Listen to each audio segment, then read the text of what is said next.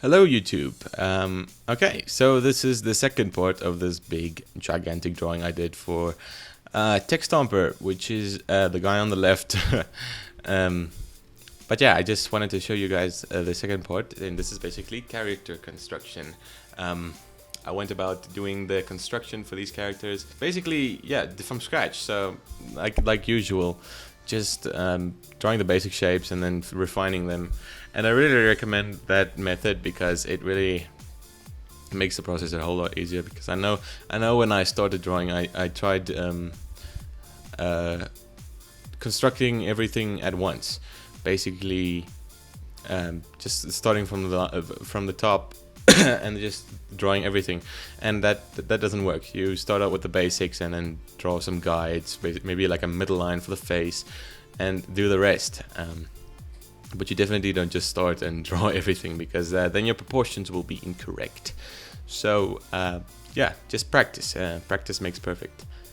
And yeah, this process is actually, I've practiced it a lot, so it's not that difficult anymore. But oh, excuse me, I'm gonna sneeze. Yeah. Oh, that's good. Oh, perfect. Right when I'm shooting a video. So yeah, no, it's pretty easy, and after a while you find your own style, so it's not very difficult. And I keep my references to my right, because this is basically the creative process, just like I did with the first one, constructing everything and trying my best to. And if something doesn't look right, I just do it over. And I used to be scared of that, like doing something over, doing it again, like not being scared to erase something, because I thought I was gonna mess it up. But you can only do it better. I mean, well, you can mess it up the second time, but you just Control Z and go back. That's a cool thing about Photoshop. You can do anything. I've been thinking about getting a bigger tablet, but it's quite expensive, and the tablet I have right now is quite small. It's about 20 centimeters by, like, I don't know, 20 centimeters by 10. The area at which I can draw. The actual thing is much bigger, but yeah, I'm gonna have to stick with this for a while, I think. One thing that's really irritating me is there's I used to use OBS to record all of this stuff, all of my entire process, and it was lagless. There was no latency whatsoever. But recently they rolled out an update which made it lag ridiculously. I don't know why. I cannot get more than 30 FPS, and then it locks my frame FPS to 30 as well, and then I struggle my ass off to try and draw because it's so slow. And it when you try and make a line, it straightens it. Like when it lags, every time it lags, it just skips to that section and doesn't make it like a curved line, just makes a straight line to there, and that doesn't work well. So I had to get bandicam again, which is it's an alright program. I used to use it before OBS, and it does cost money, so yeah. But it does have a little bit of lag.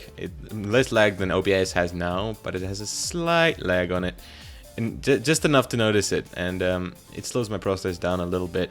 Not tons, but and I do get used to it after a while, but it just slows my process down just a little bit, 80 bit. And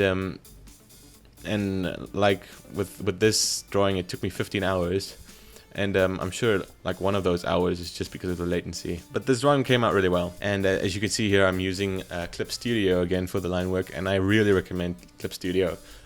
Excuse me, because Clip Studio's line work is miles better than Photoshop's, because Photoshop, I don't know, you don't really know how bad Photoshop is till you try Clip Studio. And Clip Studio's line work is amazing, really.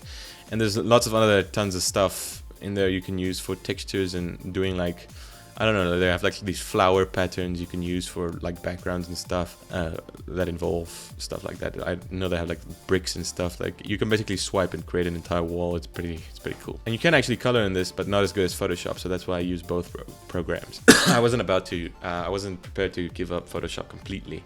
The coloring in Photoshop is still amazing, but I'm sure you can basically do that same process in Clip Studio. I'm just not sure how, so I just do the line work. I just haven't put in the effort to try and figure out all of the kinks in Clip Studio, because I don't really have time. Well, I do have time now, but I'm lazy, I don't know. So yeah, I just do it this way, and yeah, something that Photoshop has, which I know Clip Studio doesn't have, is you can adjust an entire color. You can basically do like retouching, so you can adjust the contrast or the brightness of a specific layer. And I'm pretty sure, I think I know, I'm not sure, the Clip Studio doesn't have this specific thing. It's pretty annoying, but whatever. Having more than one program, no problem. I can work with that because I know Photoshop is good enough. So one thing that which was new with this painting, which I've never done before, is doing like textures on. You can see like the zombie pigment's body there. They just look too clean to me. They just look like they don't look like zombies, and coloring it is just gonna make it look flat. So I figured out, you know, I need to let it have some texture, and I looked at a lot of zombie references, and I figured out you could like just add some random lines till it looks good, and then it looks like a zombie. The textures in that, like they have this decaying skin, so you can basically add that in there. And you see I added a little detail with the eyeball there. Yeah, I thought that'd be pretty cool. For some reason, drawing gore is so much fun. I don't know why. Drawing gore is ridiculous, and I went a little bit over the top because I was having so much fun. But I did use some textured splatter brushes for those blood stains, and they look really good. I really recommend. I did show in one of my previous videos. I think it's 2 videos before this one. About the brushes I use, and I don't know if I've showed about splatter brushes and stuff, but basically just Google it. It's really easy to find brushes on these things, and it's really pretty simple to make yourself as well. I just haven't given it a shot. You need some higher resolution photos to make good textures, and I don't really have high resolution photos, but I could make some. I have a new camera. I bet I could figure it out. But yes. And I really focused on doing some detail with this picture.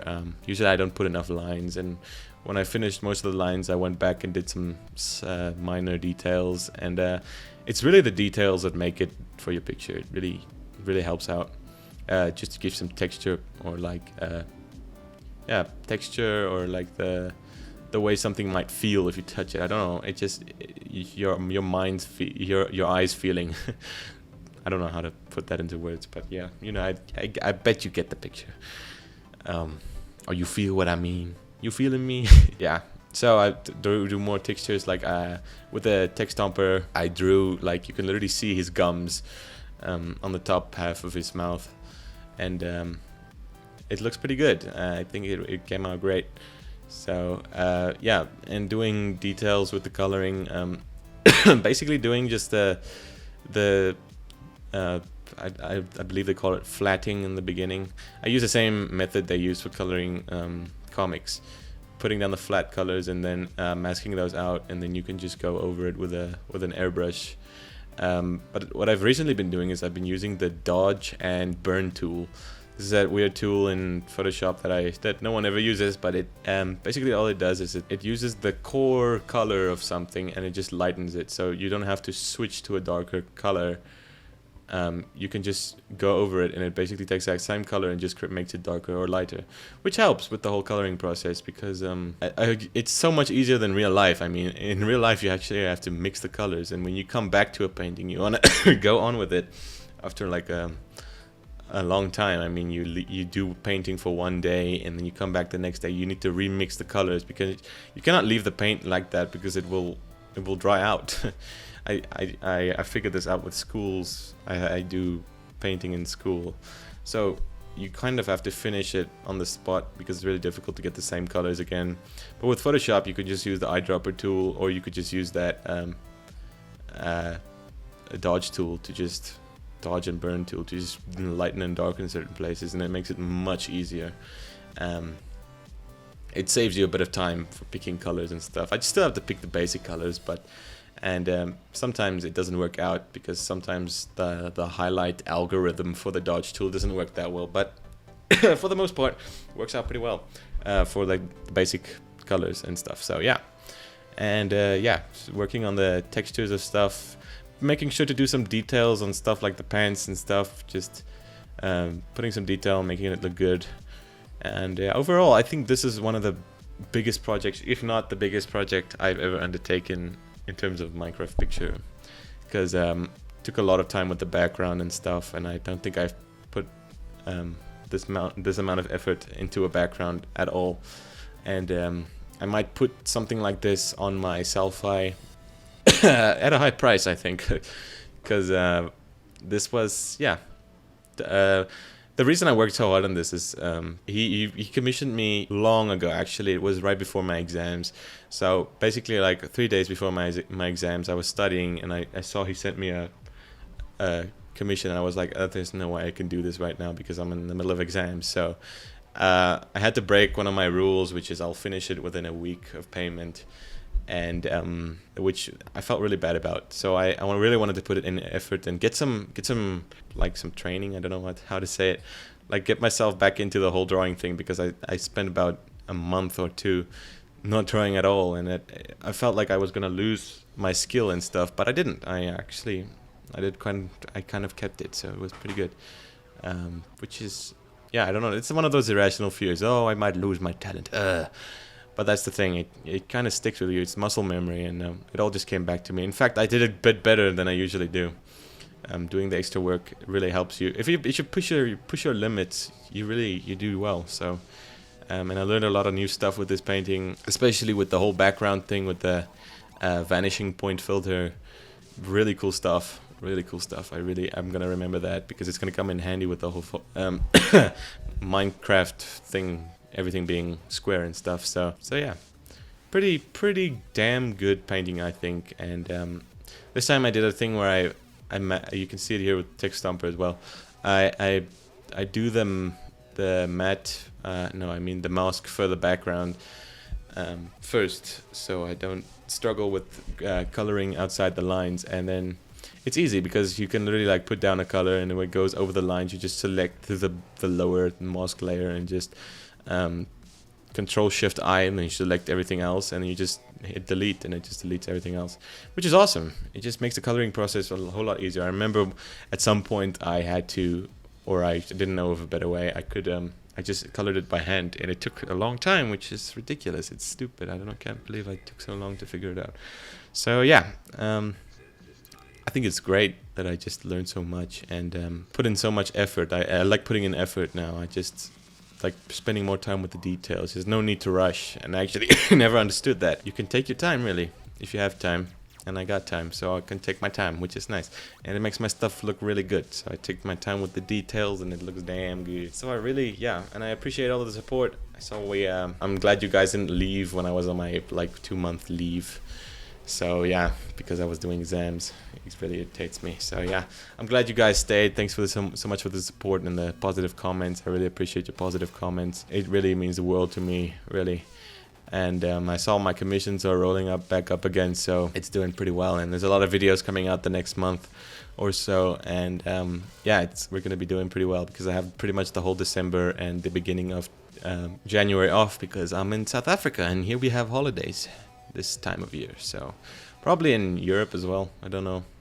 All I know is America. Just their school system is weird. So So. Yeah, this is a pretty good painting. I think pushing my limits was a good idea. Yeah, and I take a lot of inspiration from comic coloring for all the colors here. I used a new technique on that sword. If you go back to my previous stuff, you'll see I just did some basic shading and made the edges shiny. But here I just went out with that same dodge and burn tool, basically just creating some highlights and some darker areas. Like I use references. I figured it out with the references. When you look at metal, you see that there's darker areas and lighter areas. They don't really matter where they are.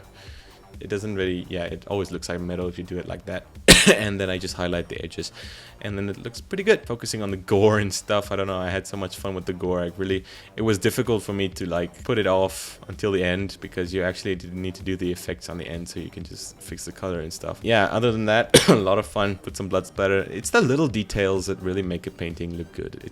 I have this inspiration of mine. You can check out his work on DeviantArt and on the internet as well. He has a channel on YouTube. He doesn't post there often because he mostly keeps his videos for his patrons on Patreon. Yeah, his name is Patrick Brown, and I really like his work. He puts in details and stuff, and I like going back to his old stuff. I like going to artists on DeviantArt and looking at their old stuff because you can see where they started, which is no one started out really good. You can see they were a lot worse than they are now, which is really inspirational. It keeps you moving, and I can certainly see a lot of improvement in my own work. If you check my first drawing videos, my most popular drawing video for Minecraft has 20,000 views right now, and it's really bad actually. I cringe when I watch it. I'm like, wow, I can do that so much better right now. Why don't people watch my stuff now? I honestly have no clue what happened there. Probably something with the tags and stuff. But yeah, overall, yeah, improvement comes, man. Just keep at it. And I'm kind of forcing myself to keep at it with the whole YouTube thing. And I don't know, I'm kind of glad it does, because I don't know if I would have done my art this well if I didn't force myself to. So yeah. And here I'm doing some basic effects, shading some stuff, adding some filters, and there you see the final product. And I'm really proud of this artwork. I worked really hard on it, basically like 15 hours. So that's what bandicam tells me. So yeah, thank you guys so much for watching. Leave a like if you enjoyed, and thanks so much. And I'll see you guys in the next video. Goodbye. Actually, guys, before I leave, I just want to tell you guys. In the first link in the description is where you can commission me if you want to get a Minecraft picture like this one or a different one. I have a few there you can check out on Selfie, and yeah, I get a lot of questions about that. So yes, first link in the description to to commission me. So yeah, that's all. Thanks, guys. Bye.